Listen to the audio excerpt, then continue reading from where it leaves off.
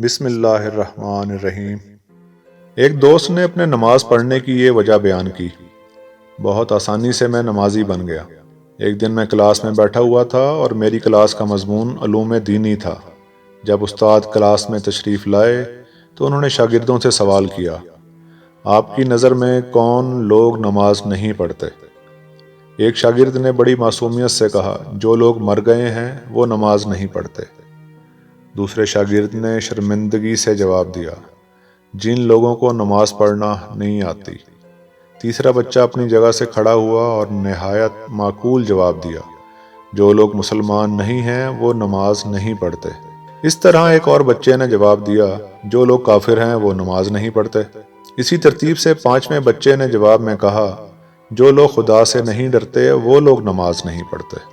تمام شاگردوں نے اپنے نظریات بیان کر دیے، لیکن میں سوچوں میں ڈوب گیا کہ میں ان میں سے کون سا ہوں؟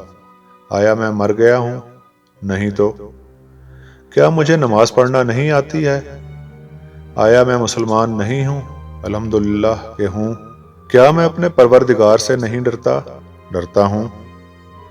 آیا مگر میں کافر ہوں؟ نعوذ باللہ۔ پھر میں کیوں نماز نہیں پڑھتا؟ میں اپنے آپ سے کہنے لگا: اگر قبر کی پہلی رات مجھ سے سوال کیا گیا کہ تم زندہ تھے، نماز بھی آتی تھی، مسلمان بھی تھے، اللہ سے ڈرتے بھی تھے، پھر بھی تم نے نماز کیوں نہیں پڑھی؟ میرے پاس کیا جواب ہے؟ کیا کہوں گا میں آخر؟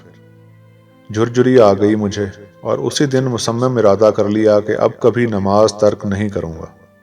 صرف ایک مصمم و سنجیدہ ارادہ کی ضرورت ہے۔ آپ بھی اس بارے میں ضرور سوچئے گا۔ اگر آپ کو بھی سوچنے پر مجبور کر دیا تو مہربانی فرما کر آگے بھیجیں، شاید کسی بے نمازی کی طرف رحمت کا در کھل جائے۔ شکریہ۔